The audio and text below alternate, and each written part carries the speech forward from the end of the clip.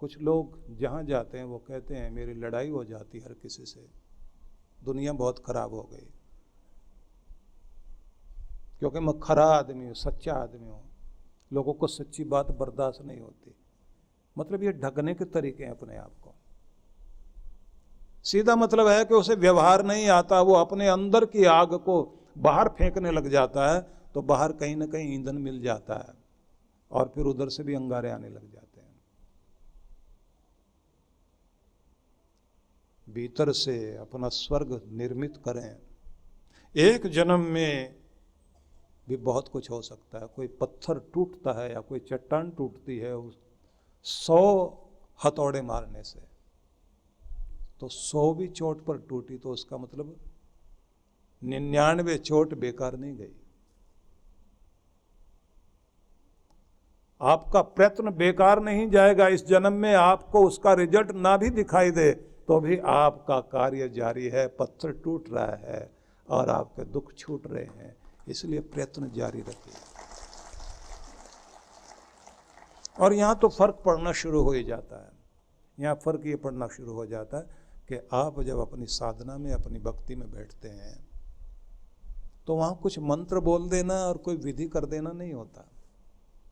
सबसे पहली बात ये ध्यान रख लेना कि आपकी भक्ति का मतलब है कनेक्ट होना, संयुक्त होना, जुड़ना, योग करना। योग मतलब मिलन करना।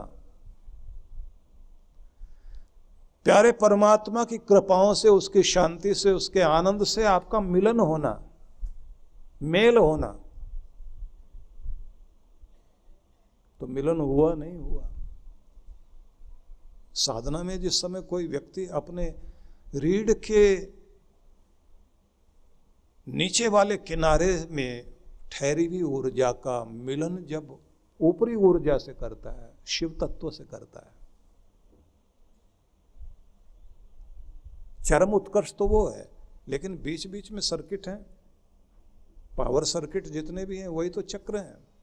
जैसे किसी एक चक्र में पहुंचेंगे बस वहीं एक क्रांति घटती है, एक अलग व्यक्तित्व आता है, एक अलग स्वर आता है।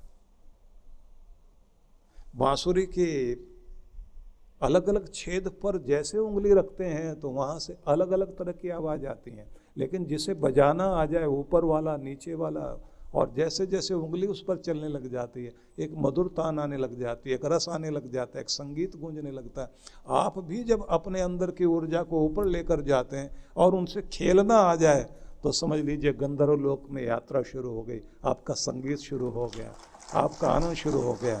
फिर बाहर का मनोरंजन उतना आनंद नहीं करेगा आपका, और अगर करेगा तो फिर अलग बात होगी। शिन्हुआ नाम का एक बहुत प्यारा साधक था। धर्मबोधि भिक्षु को जब तिब्बत में वो मिला तो बड़े गरूर में गया था, ये सोच करके कि मैंने बहुत पढ़ा है। लेकिन जब गुरु के पास गए और गुरु ने कहा कि तुम्हारे अंदर की बांसुरी, उसके स्वरों को छेड़ो और अपने संगीत को जगाओ। और जैसे ही उन्होंने विधि के साथ बैठाना शुरू किया, इसका ध्यान लगा, तो इसके ध्यान लगते ही एक दिन नहीं कई दिनों तक अलग प्रभाव जिंदगी में घट गया। और उसके बाद ये वहां से गया और कागज पेन लेकर लिखता है बैठकर। नक्शे देखे थे मैंने, यात्रा नहीं की थी। कागज पर बने हुए मैंने दिए देखे थे, रोशनी नहीं पाई थी। आज जलता हुआ गुरु का दिया मैंने देखा और उसने मुझे भी जला दिया, प्रकाशित कर दिया। किताबों में मैंने केवल मात्र दिए कागज पर बने हुए देखे हैं। और मैं सोचता था कि मुझे तरह तरह के दिए मैंने देख लिए हैं तो मेरी जिंदगी में रोशनी हो गई। अपने शब्दों में हम कहें दिवाली हो गई। दिवाली कागज के पन्नों पर लगे हुए दियों से नहीं, अपने घर में खुद के दिए जब जलते हैं, और एक नहीं अनेक दिए जब जलते हैं, अनेक दीप जलते हैं, तब दीपावली होती है, जब आपके अंदर दिया जलने लग जाता है। इसलिए बात ध्यान रख लीजिए, किसी भी जीवन में जब सदगुरु का पदार्पण होता है और वो आपके भीतर का महोत्सव शुरू कराता है, और जब आप चलना शुरू कर देते हैं, तब नक्शा पकड़कर चलने की जरूरत नहीं पड़ती। तब तो आपको लगता है कि जैसे कोई उंगली पकड़कर लेकर आ गया है और भीतर से ही रास्ता सूझने लग जाता है, आप अपने आप रास्ता बनाते जाते हैं। मिलन होना परम से जरूरी है। सीधा मतलब ये हुआ कि हर दिन अपनी और कुछ खींचना है आपने।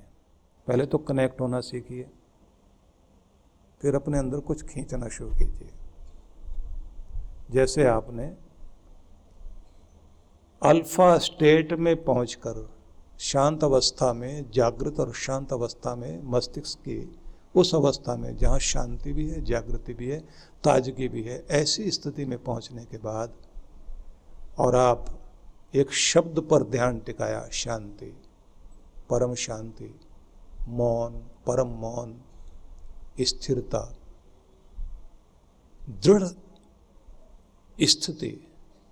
अब यहाँ आपने ध्यान टिकाया और आप सोच रहे हैं कि वहाँ परमात्मा की शांति जो फूलों में, फलों में, धरती में, जलों में, अन्न में, समस्त पदार्थों के माध्यम से इंसान को प्राप्त होती है, जिससे इंसान को तृप्ति मिलती है और शांति मिलती है, वह शांति मेरे अंदर विचारों में, भावनाओं में, मेरे रोम रोम में आ रही है, प्रकाश के रूप में भी, भावनाओं के रूप में भी, और मैं शांत हो रहा हूँ। अब ऐसा कहते कहते जब आप कहते हैं मैं शांत हो रहा हूँ, मैं शांत शांत शांत शांत शांत, उस समय आपका फोकस शांति पर हो गया, केंद्रित हो गया। अब धीरे धीरे आपके अंदर शांति बहने लग जाएगी और होठों पर मुस्कान आ जाएगी। अब उस मुस्कान के साथ आप स्थिर होकर बैठकर देखिए। अभी आप यहाँ बैठे हैं, एक बार जरा कोमलता से आंखें बंद कीजिए, अपने आईब्रो को जरा ढीला छोड़िए, माथे को शांत करिए, अपने सिर के ऊपरी भाग से शांति की किरणों को अपने भीतर प्रवेश करते हुए अनुभव कीजिए। शांत, सिर पर शांति, माथे तक आती हुई, कानों के पास, सिर के पिछले भाग तक शांत। अपने आईब्रो को ढीला छोड़ें, चेहरे पर जो कसाव था, खिंचाव था, उसे ढीले कर दीजिए। बच्चे जैसे सोते हुए पलकें बंद करते हैं, फूल की पंखड़ियों की तरह, ऐसे पलकें बंद कर लीजिए। अब थोड़ी मुस्कान होठों पर ले आए। लंबा गहरा श्वास धीरे धीरे लेकर छोड़ें।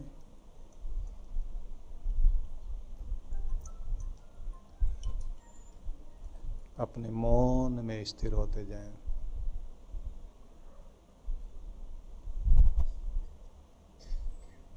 अब ध्यान ऊपर की तरफ, आकाश की तरफ, जहां से मानो रोशनी आ रही है, और शांति को अपनी ओर खींचना शुरू करें। शांत शांत, जैसे लेजर बीम प्रकाश के रूप में आपके अंदर आ रही हो और फिर पूरे शरीर में फैल रही हो, ऐसे आप शांति को अनुभव करें। लंबा गहरा श्वास लेकर छोड़ते जाएं।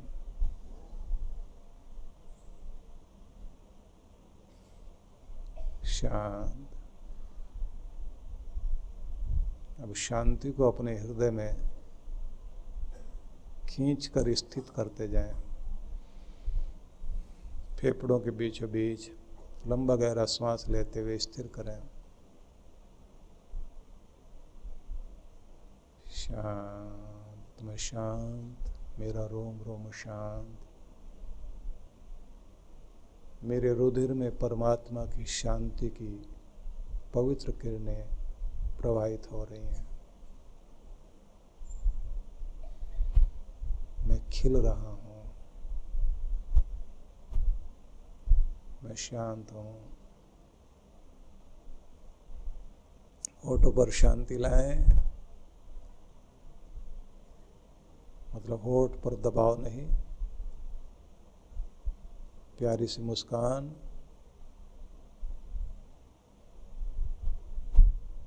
अब भूमि की ओर देखते हुए धीरे धीरे पलकें खोलें।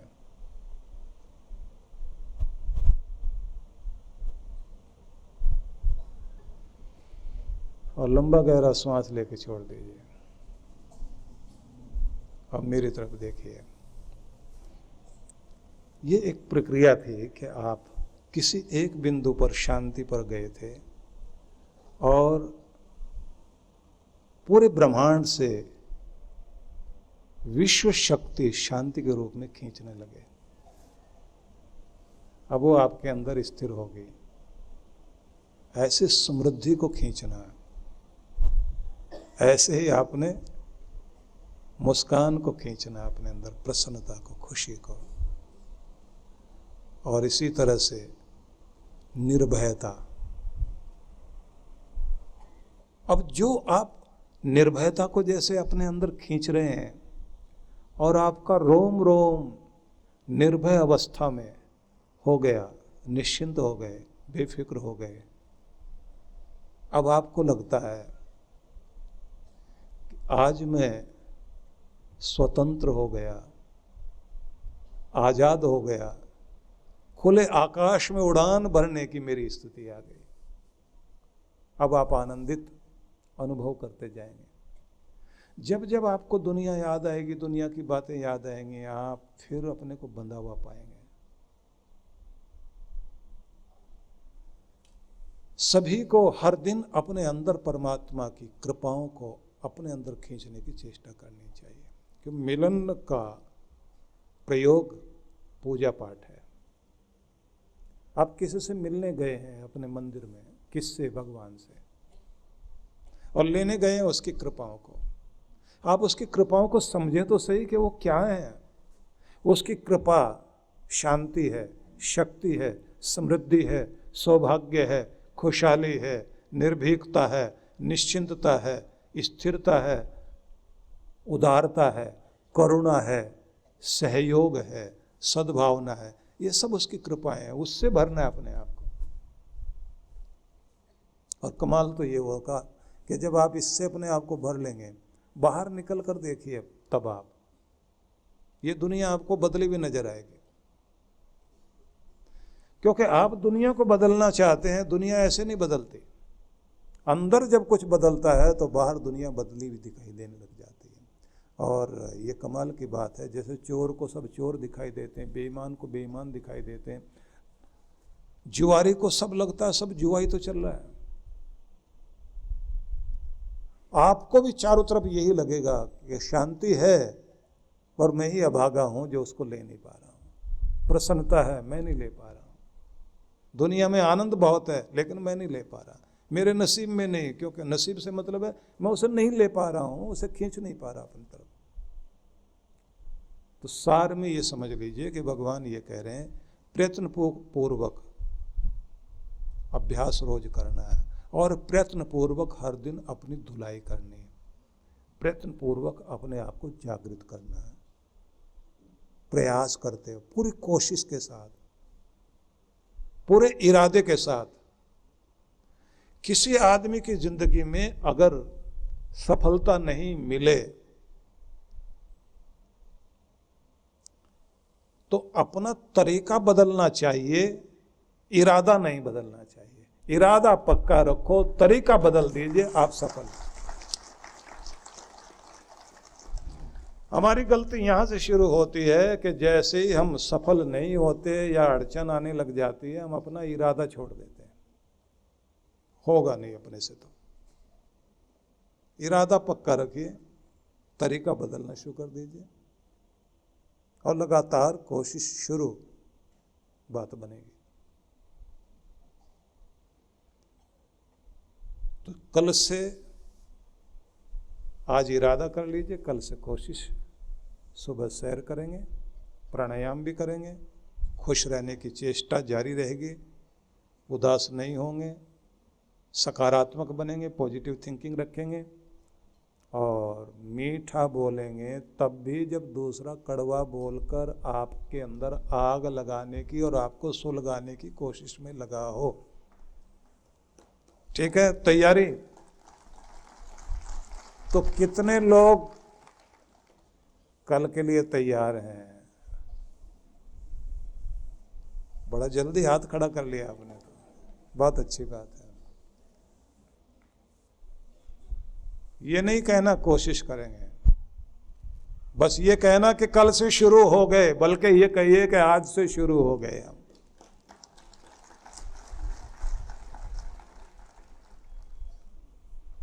भगवान ने कहा तपस्वीभ्यो अधिको योगी ज्ञानीभ्योपि मतोधिक कर्मीभ्यश्च चाधिको योगी तस्माद् योगी भव अर्जुन। योगी तपस्वियों से भी श्रेष्ठ है, मतलब तप ही सबसे बड़ा योग कहा जाता है, या आप फिर ऐसे कह लीजिए योग ही तपस्या है। या तपस्या करते करते जब आप योग युक्त हो जाते हैं तो तपस्वी से भी ज्यादा योगी हो जाना महत्वपूर्ण हुआ। परम पूज्य श्री सुधांशु जी महाराज एवं ध्यान गुरु डॉक्टर अर्चिका दीदी के सानिध्य में विश्व जागृति मिशन द्वारा 26 से 30 नवंबर 2024 तक श्री कृष्ण ध्यान योग का आयोजन किया जा रहा है। विश्व जागृति मिशन पिछले कई वर्षों से अलग अलग स्थानों पर ध्यान साधना शिविर आयोजित करता रहा है, जिनमें अयोध्या, मनाली, ऋषिकेश जैसे पवित्र स्थानों पर विशेष तौर पर ध्यान के शिविर लगाए जाते हैं। इन शिविरों के माध्यम से अब तक हजारों साधकों ने महाराज श्री से साधना के द्वारा अपने मन को एकाग्र कर अपनी इंद्रियों पर नियंत्रण करना सीखा। ये पहली बार है जब महाराज श्री भगवान श्री कृष्ण की नगरी में ध्यान साधना आयोजित करवाने जा रहे हैं। इस कार्यक्रम में द्वारका तीर्थ दर्शन के साथ साथ गोमती स्नान, समुद्री सैर, जप तप और ध्यान करने का भक्तों को सुनहरा अवसर प्राप्त हो रहा है।